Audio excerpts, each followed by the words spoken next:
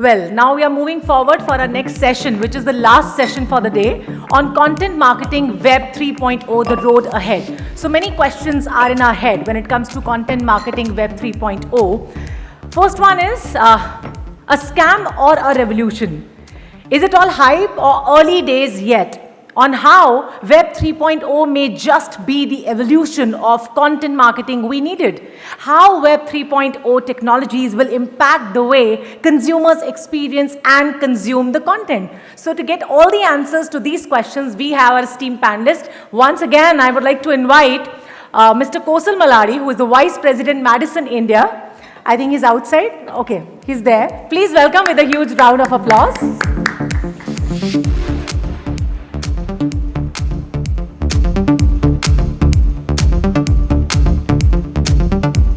After him, I would like to, you're all right? I would like to take the honor to invite Mr. Alok Bhargav, Vice President Marketing, HDFC ERGO General Insurance. Please welcome, sir.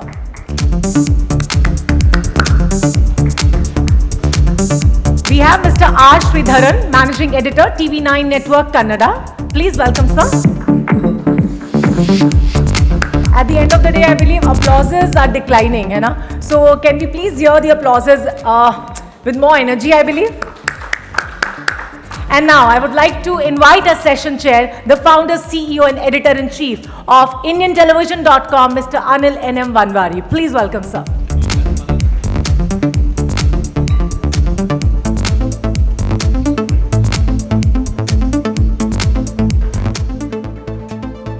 I hope sir is feeling better now. Do you have a magic pill on you? I would feel better then. There's no magic pill for a spasm lower back, which happened to me yesterday morning, yesterday afternoon. So there's no magic pill. No matter, I spent 3 hours at the physio and it didn't help yesterday. And this morning we've been busy here. But it's not about me. This is about these fabulous gentlemen here. He conducted the last session so well. Thank you very much. I'll begin by asking some very basic questions. Let's begin with content marketing in a Web 2.0 world. Forget Web 3.0. Have we done it right? What have we done wrong? What have we learned from it? Who's going to begin doing it? I mean, Alok, you want to begin? I think the content marketing, and especially ever since it's got evolved, it's one of the pieces that is directly getting into the consumer's head. The brands are getting much more attention from the consumer. They are able to make inroads not into only their minds, but into their day-to-day operations. Even if, as a big customer, look at the child or, our senior citizens at home. Even if they have to buy something or they have to look out for something which is of their interest, maybe even a pencil sharpener, that's getting into the head with the content marketing that is being created. That's getting influenced by the influencers these days. I think that's a big step and a big learning opportunities for us as a marketer, that your competition is not just with the competition itself or the competitors. It is well within yourself only now. It's between your own different products. Today, I come from a BSFI sector and especially from GI industry. My own product is a competition of my own, a health product which is launched 3 months back is a competition of a product which is there with 3 months or 6 months old. So the way the content is being perceived by the consumer and the way they are reacting to it, I think it requires a 24/7, not just the monitoring, but an interaction with the customer to help us to understand what needs to be pitched in and how it needs to be pitched in. So it is becoming, it's not just the need of the hour, I think it's the hour going forward too. Yeah. No, Sridhar, you heard him. Yeah. So he said that, there's so much of content going around. There is a consumer posting content. There is a company posting content. So then there are, possibly competitors posting content. So have we done it right in the Web 2.0 world so far? I think if you look at the innovation that's happened in Web 2.0, it's been far greater than what we saw much before. Like one was largely about me being a bystander. There's a static content, I consume it, but there's nothing much I do with it. But Web 2.0 actually enabled people to actually start interacting with the content, to become publishers, like a Twitter or a Facebook or any other platform. You actually became a publisher, it became richer in many ways, right? So to that end, I think Web 2.0 has done a great job of making content an integral part of marketing for every CMO, right? Because to my mind, that's the ultimate opt-in. Now we talked about, cookieless world and everything, and how opting in is going to become really the most important thing. Customer buy-in into your cookies and sharing information with you. That's a different topic. We'll come to that later because there are ways and means. This, content is the ultimate opt-in because I am actively engaging with a certain content that I like, and I'm learning from it, and possibly from a marketer's point of view, it's leading me from one awareness, consideration to potentially even some sort of conversion, and then retention and loyalty, right? So it's very, very powerful to me. When I look at what's available out there in the market, much more than even advertising, I would say content marketing is extremely powerful. And to that end, I think Web 2.0 has done a great job of different formats. We have audio, we have video, we have short formats, we have long formats, we have text, we have short text. So there are multiple formats. We've seen an explosion of format. So I think to that end, Web 2.0 has been a great experiment learning from a content marketing perspective. And with Web 3.0 coming, I think it's going to get even more powerful. We'll come to Web 3.0. First, let me get Kausal's view on this. Have we done a good job on content marketing in Web 2.0? Have we done a job on content marketing? Absolutely, we've done a job. Has it been a good job? I'm not so sure. That's what I was coming because, to. see, if you honestly ask me, I think this is a disconnect, right? I mean, initially it was about telling a story, brand story through a TVC, whatever, etc., right? Once content marketing started, as marketers, we love our brand so much, we love our content so much, we end up thinking that the end consumer wants to know everything. So initially, the sort of content that we started creating was, I mean, quite bad, and I'm also equally responsible initially. So for example, if I give an example of say branded games that we started creating some time ago, or maybe about a decade ago, I mean the sort of downloads we would get for that was obnoxious. I mean we would probably get 400-500 downloads, and then we would pay for the rest, and then we would enter awards and think that we did a fantastic job and convince ourselves. So are we getting better? Yes, I think the sort of content that we are seeing right now is better, but it's an ongoing learning process that we are at. But yeah, that would be my answer. Okay, so his perspective is we are getting better. Now, we haven't done a fabulous job. We messed up at the beginning, then we started learning the tricks of the trade. We went into stickers, we went into memes, we went into videos, we went into Twitter postings, we went into now Instagram Reels. We have influencers who put out stuff for us. So we are moving towards Web 3.0. We are in Web 3.0. Let's say we are in it, but not so deep. Early stages of very early stages, not deep enough. So there's a transition which is expected of us. What do we need to learn? What do we need to unlearn to be able to exploit that better? Don't tell me we're going to learn, because we have to learn. But what do we need to learn? What we need to unlearn to do a better job in Web 3.0?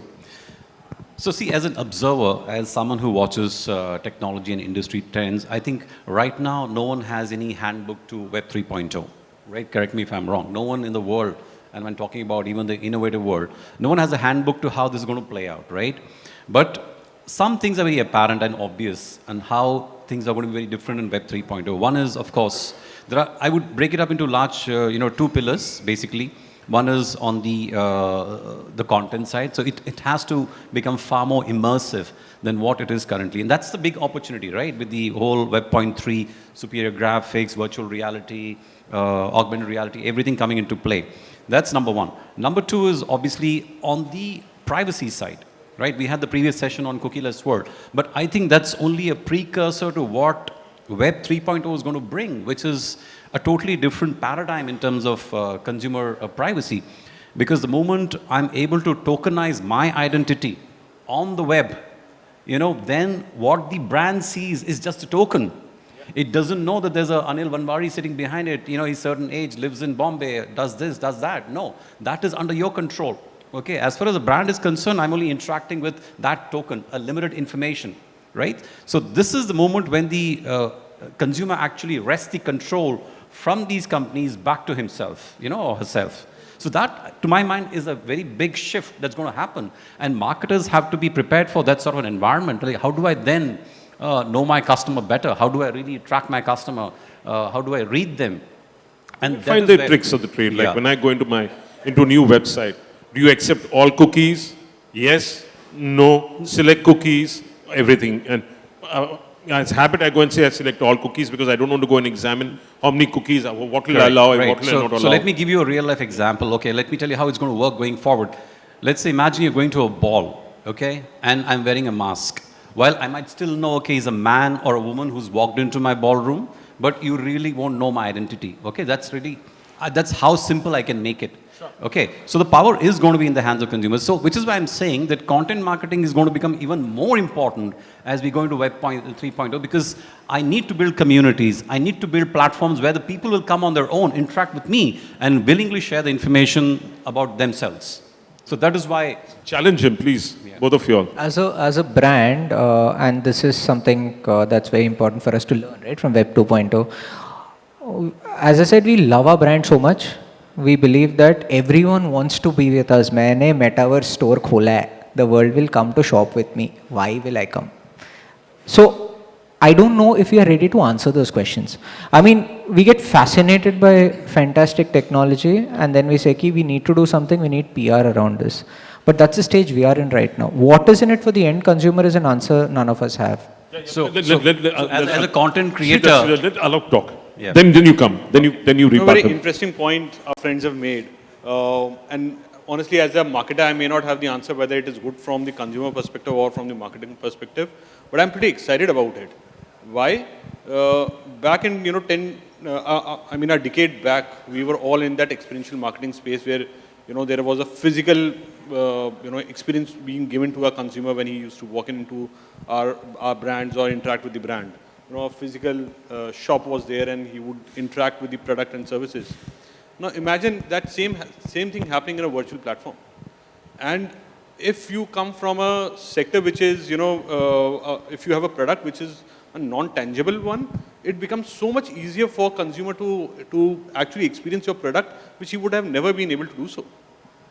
The basic piece of feel and touch of buying a product and the services will become so comfortable and so easy for consumers to actually look at it for a non-tangible product. And I think that's one of the greatest advantage it will bring on the table, right? It's where you will be able to, the person will not have to be, pushed into a buying of certain thing. He will experience it, he or she will experience it and then take an informed decision. I think that's going to be a game changer for the consumers and for the marketer themselves. For both of them, I think that's... Right. Sridhar, you wanted to rebut Kosal. So I just want to go back to Kosal's point, if you have created some content and there is no engagement or any enthusiasm among your customers, then you probably need to look hard at what have you really created. So have you created the right content in the first place? So I think researching the customer and looking at what is the experience that's going to really engage them is probably the most important thing, and that's always the basic thing that one should look at. And if you need help with content, I mean, TV9 Network is very happy to help, okay, anytime. So, Good pitch. No, but the point is, content will become extremely powerful, especially when it's done the right way. Where the customer sees value in interacting with it, I think they'll come back to it again and again, again and again. You don't have to persuade them at all. No, I get it. So, And one more point, please go ahead. I think the content creates a pull factor for any brand. If there is no content, I think your product still remains a push product. Whatever you are selling, it will always remain push. You will have to push it hard to the consumer. If you have content, your product automatically becomes a pull one because customer is willing to understand and he is willing to look at it. Maybe a bad example or good example, I don't know. A couple of days back, I bought a cycle. To remain fit, I come from a health insurance industry. The entire research was done by my 8-year-old son, and he said that this gear is perfectly fine, this body is perfectly fine, because I have watched a couple of videos, of this, and the decision was made by him, not by me. But it's the powerful nature of the content someone has created and the ability for someone to reach out for the right segment and to help them decide on what needs to be bought by a 40-year-old guy or a 8-year-old guy. I think that's the power of the content marketing it's create. So, Absolutely. The awareness it creates, it's just amazing. So I was just saying, I mean, typically what you're referring to, if you look at the POE, paid, owned, earned cycle, you're talking about owned and earned this one, right? Because you're probably talking about influencer ने जो content किया मैंने reviews पढ़ा and so on and so forth.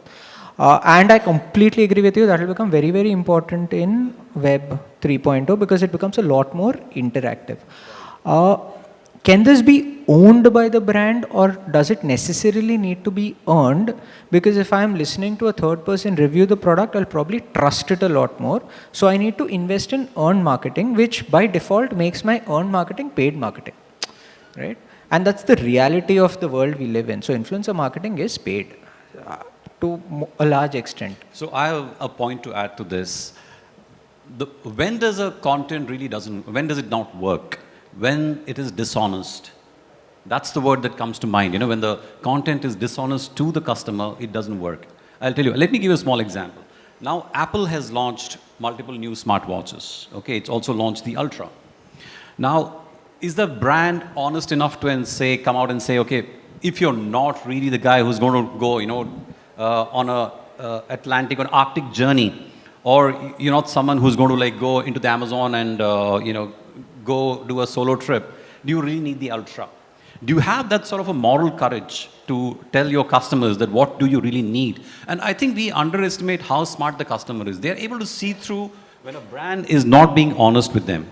When you're trying to fudge and tell them and hem and haw, what customers expect is like honesty from you. Let them decide. But I'm going to step in here now. Today's customer is a very different customer. Especially some of them haven't watched television. Some of them are not. Let me finish, please, Sridhar. Let me finish. And in my time, I would think 5 times before buying something at a high ticket price. Today's customer, they do not give a rat's ass about high price.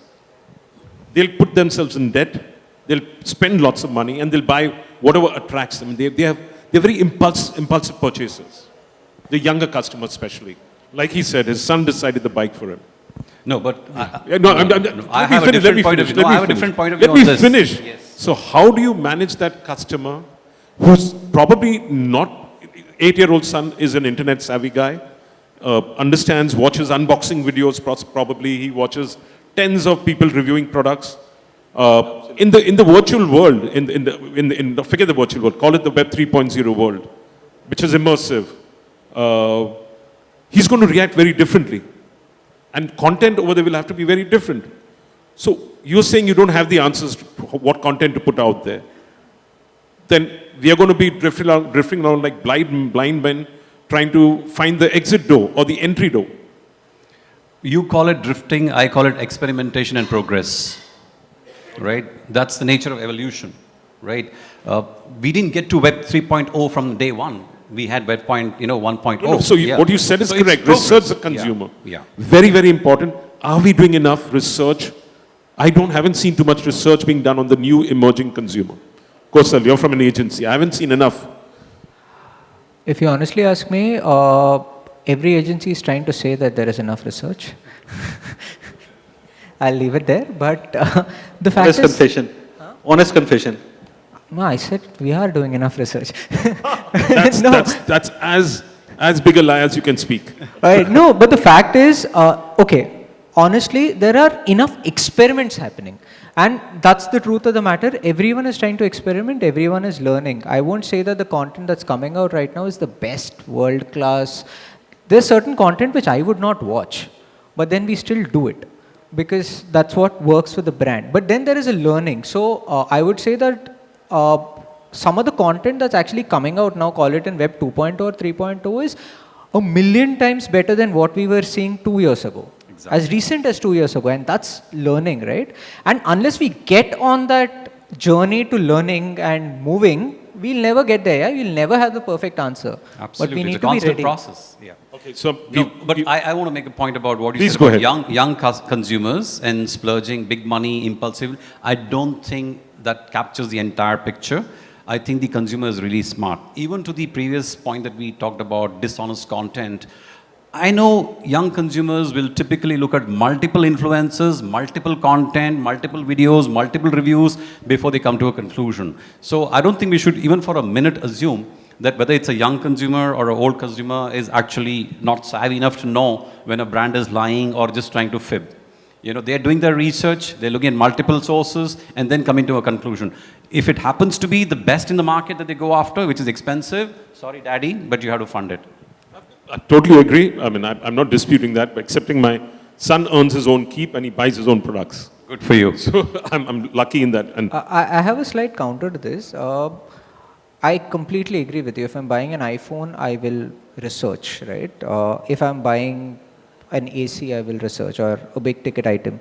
If I'm buying a soap, will I still research? Would content still become relevant for this? I think you would if you're serious about it, if you care about it. For example, you'll want to know I mean, what are I the use ingredients. Dettol to wash my face. Maybe I'm not the right TG, but Yeah, so you're not a very careful user then. You know, you're just someone who's not interested in knowing more about the soap. But if I were you, I'd probably look at what is the fat content in the soap, whether it is like, it's 75% minimum. That's how much it should be, right? So you would do that research. If it's an organic, you would want to know whether it's actually certified organic, who certified it, which farm was it grown on. So technology allows you to do that as well, like the traceability that we talk about now, So that is where the technology comes in. It's going to enhance transparency and traceability for consumers. And that's going to be a huge advantage for marketers. I'm going to let you into a secret, okay? And One second. point. I want to buy an insurance package for myself. I do my research. I end up getting confused. Finally, I take what the agent tells me. That's it. too much content out there leading No to more matter how much confusion. content is there, it's too much for a technical category like insurance. I think that's more to do with the content that as an organization we would put out. If it's too much of content, as I said, too much of information is also a problem. And confusing And information. confusing too. There would be certain terms and terms which a person is not 10 clauses which you don't understand. clauses which people don't You've got to be understand. stayed 48 hours overnight in a hospital, or you got, we don't treat this, we don't pay you medical insurance, we don't do this, we don't do that. If you miss your flight by 6 hours, 8 hours. Absolutely, and that's what I think brings it to the point that even after something like Web 3.0 coming into picture, your traditional marketing would still not lose its hold.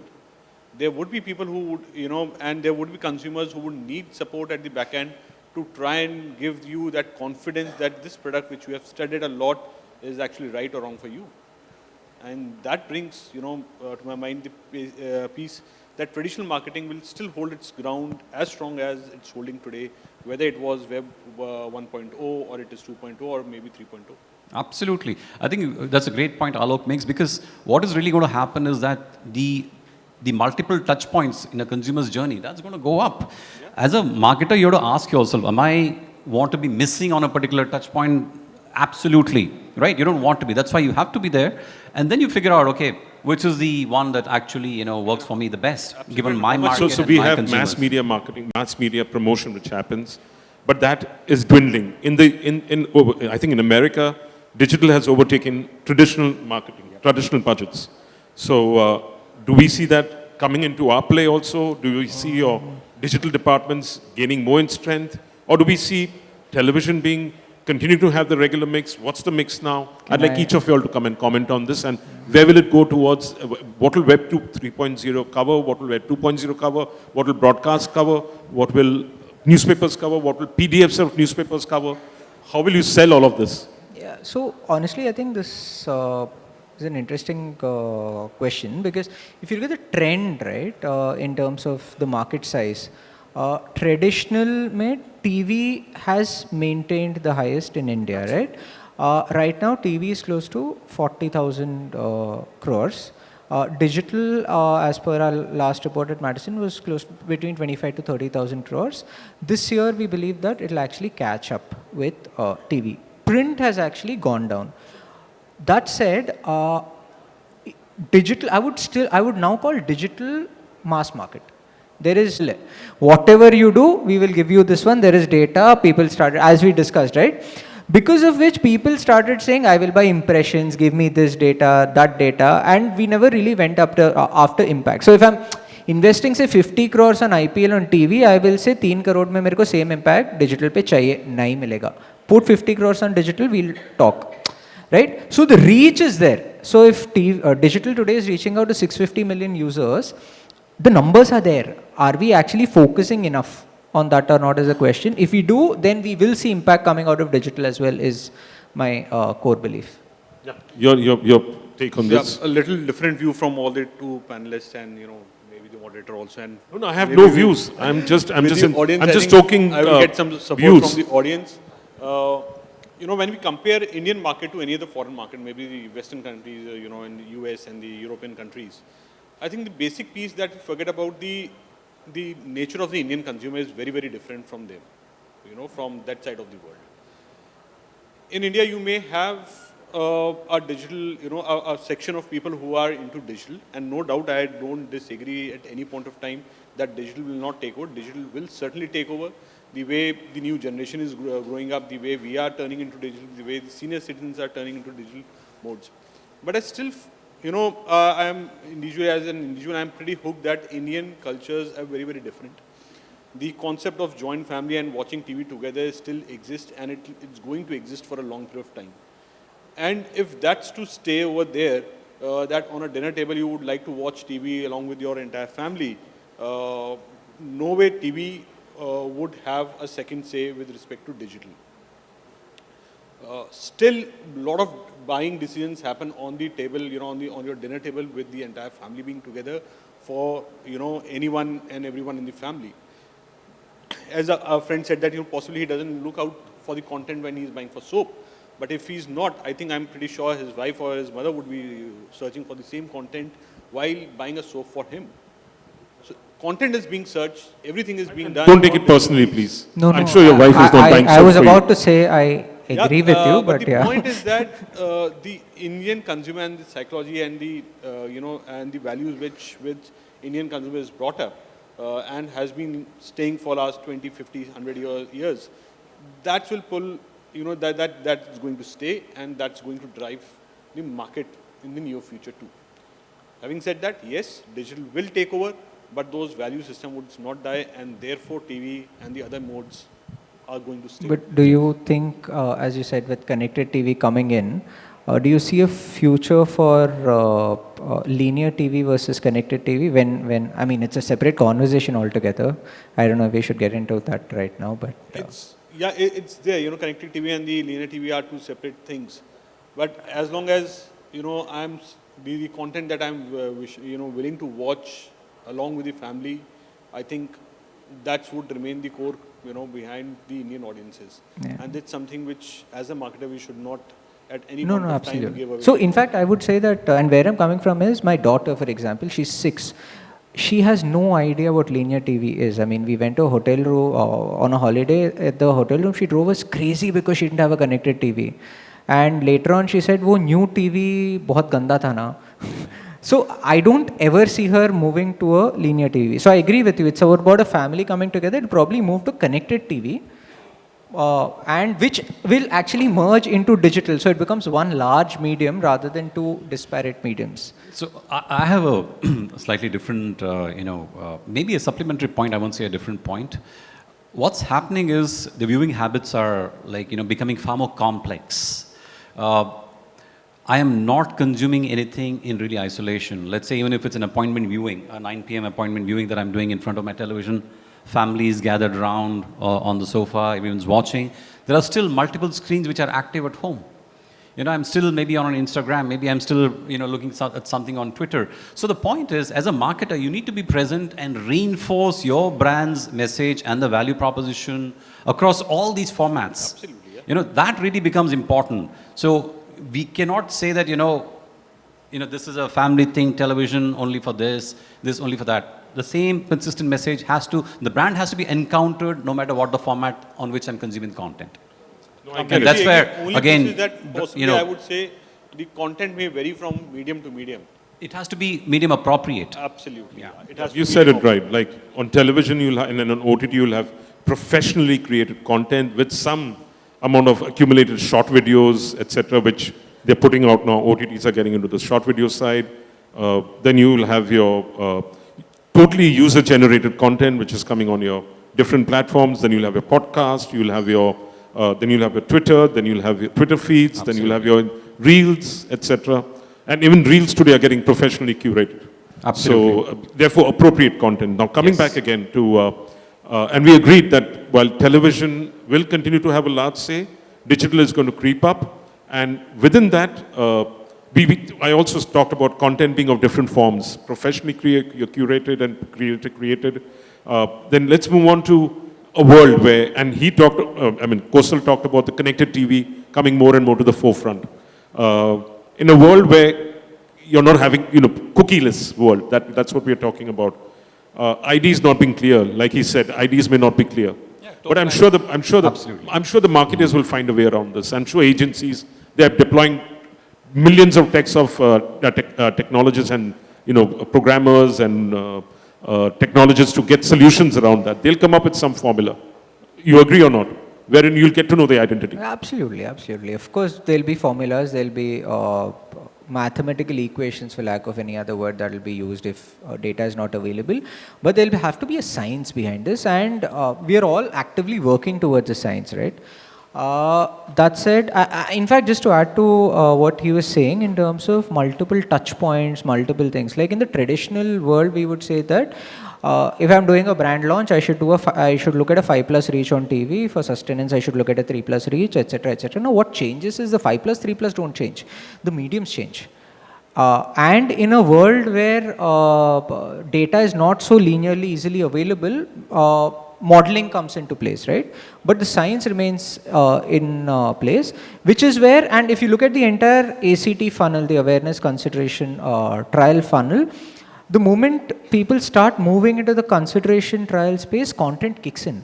Because without content being there, how do you tell your brand story? It's not just about the brand telling the story, it's about influencers talking, it's about some other content talking. So that's how it will actually evolve. No, I think, see, the reality that all marketers have to live with is that in the days ahead, consensus-based advertising and consensus-based privacy in sharing of information is going to become the norm, whether you like it or not. Now you can talk about, okay, how do I beat the system? Well, someone's going to try and do it. But the fact is that really is going to be the dominant theme going ahead. In fact, I won't be surprised if someday privacy is seen as a fundamental right, just like right to life and property. It's seen as a fundamental right. Absolutely, completely agree with you on that.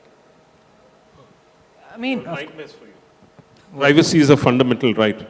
yeah, it is. I know it is, but it's a nightmare for you. No. As an agency, Not so much. Of course, it's a fundamental right. The sort of data that's available will change, and as we previously discussed, it's just going to change from one form to another. I mean, what Google, for example, is doing with Privacy Sandbox, they are basically collecting all the data, but they're calling it, they're creating cohorts of users and they're letting you retarget. They're just not giving you their direct access. So definitely we'll have ways to target people on digital, which is in fact very interestingly, if you look at the way we talk about content, right? Now content is put out there. We cannot target content the way we target advertising. So again, content will become very, very important. The sort of content will become very important because that's what acts as a pull factor for the right audience to reach our brand. See, I'm in disagreement with a lot of the cookieless world, but 3 days ago, I went through my Google Places and they've mapped what I've done since 2017. If I drove from my home in Lokhandwala till here, they've driven by, I looked at my Google Places, I've driven by car. You know why? So, yeah. You My didn't turn Google off. Places is on. You didn't opt out of it. I didn't know I had to opt out of it. Exactly. No, so Yeah. I'll tell you something So interesting. they know everything about me. If I've gone and they've told me that I've gone into Amsterdam and bought these fries. Yeah. I said, what the hell?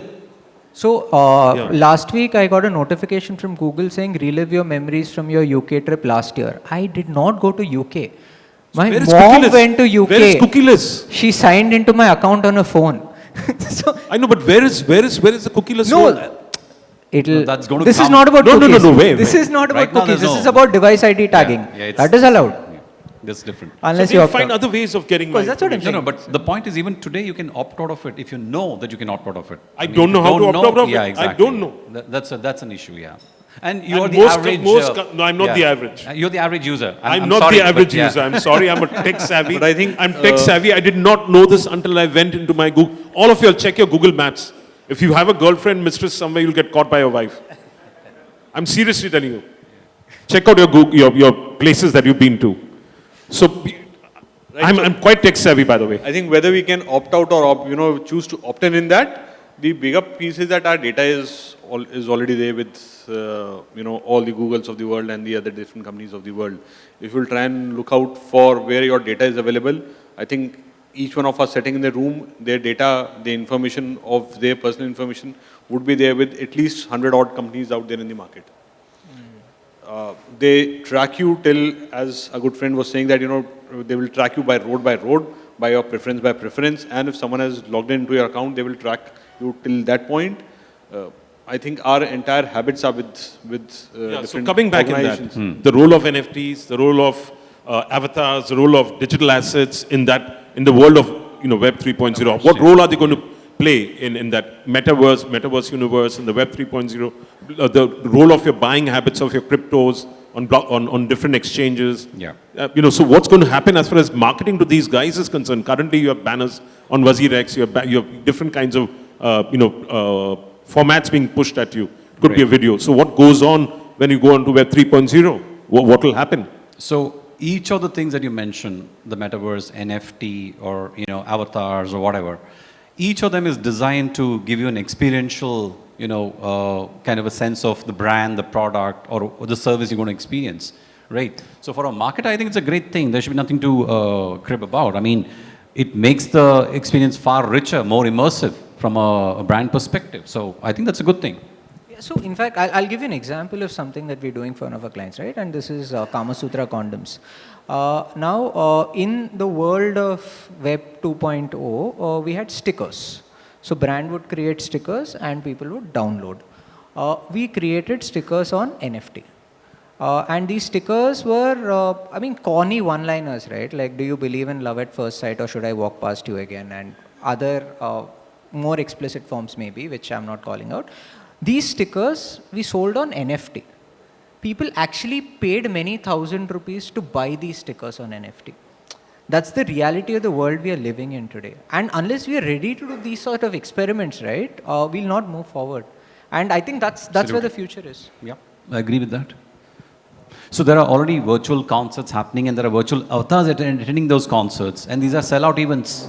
Yeah, you have concerts in Fortnite, which were sellouts over there, in games also.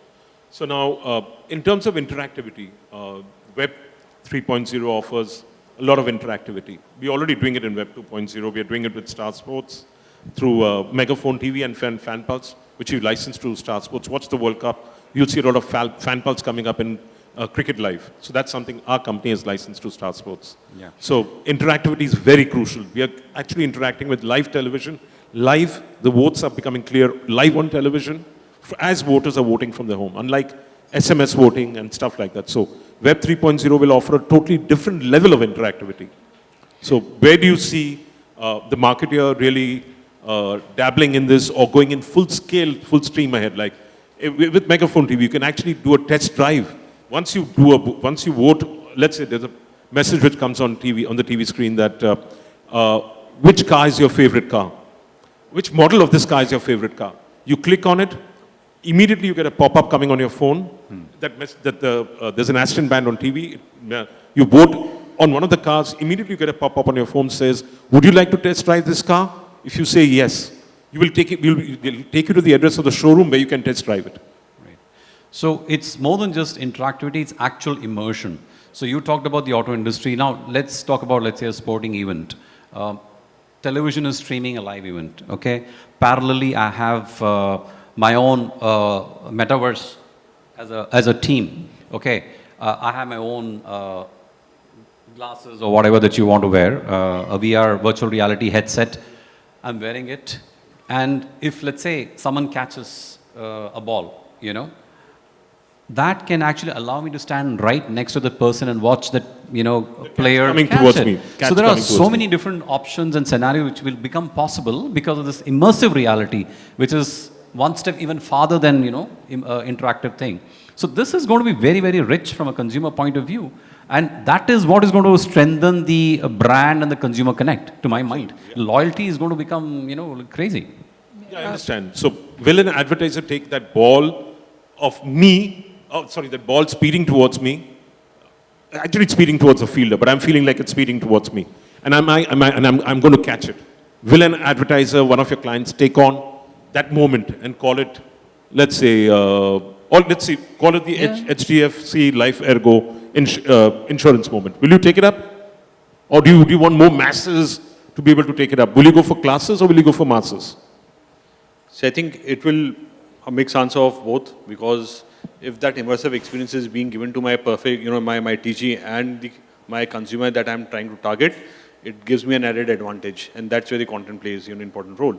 The moment I am away from the masses and I am into the classes, which is right there to buy my product or to experience my product, that of course is the added advantage and the big boost. So even though it's a premium price you're paying? Even if it's a premium price, I get a direct ROI on that. So why not? Because then the viewer can then cut that moment of whatever he's captured and replay it for himself, replay it for his child. Can I just... I think if someone is there out for a window shopping and they happens to buy a product because of this experience, any marketer would be willing to put that extra money over there.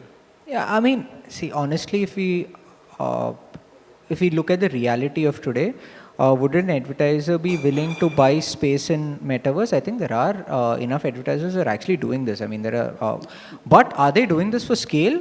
No, they're not. I mean, it's just for them to win awards or whatever it is, or to have a tick mark saying we've done this. But going ahead in the future, if there's enough scale, when enough scale gets built on it, then it's an absolute reality. As an advertiser, I'd love to be in that space. Right. And also, I think one caveat for our delegates also here. At the moment, we don't have one metaverse, right? There are multiple virtual experiences which are available to you out there. But a day has to come when my metaverse experience on, let's say, a sandbox is fungible across all other virtual reality experiences as well. The digital assets that I own, that I bought on a particular platform, are also fungible across different metaverses. So I think that will be the ultimate, let's say, the ideal metaverse world that we would need to have for brands also to see value in creating and investing in those metaverses. Yeah, I see it becoming the metavert, not the metaverse, when all the metaverses are connected. So we'll call it the metavert. So we're once again talking about a monopoly or a duopoly of a couple of players owning all our data. No, it may not be. There'll be several. There'll be several. Not necessarily monopoly. It's about interoperability. Yeah. So remember, I coined it here, metavert. That's what we're going to call that. It's not going to be called the internet. It will be called the metavert. So HDFC, I'm going to an Autoverse, and let's say I go into a Maruti universe, and I go into HDFC universe. Everyone is directing each other. I go and pick up I've experienced the insurance rather than, have to read it. Somebody narrates it to me, gives me the best point, patiently tells me. Then I go in and I go to the oil metaverse. It'll all be connected. It'll be a something journey. Like we saw in Ready Player One, if people have seen that movie. That's the universe we're talking So great. I've run out of questions. I don't know if I've excited you or jogged your nerve cells enough to think a little beyond what you'll think on a day-to-day basis. So any questions from the audience? Or have I been crazy enough to answer all your questions? No questions? At all? So now you ask the audience questions. Since you are going to moderate this one, let's have you ask questions to the audience. I think they've had enough, food for thought for the day. I think we'll let it be. I think cocktails are waiting outside. They can't have cocktails in the metaverse for now. So, and they wouldn't like to have cocktails in the metaverse. They prefer to drink cocktails. So you've been a wonderful and attentive audience. I hope this session has sort of stimulated a bit at least, and it's not been a waste of your time. The intent was to provoke, to incite, and to get better responses. And I love doing that because he does it all the time on television. So he got to get it from me rather than he's giving it to others. But thank you very much for being an attentive audience, and thank you all of you all for being so extremely forthcoming with what you all talk, with your views on the subject. And thank you for being attentive, all of you all. Have a great evening and have fun. Thanks.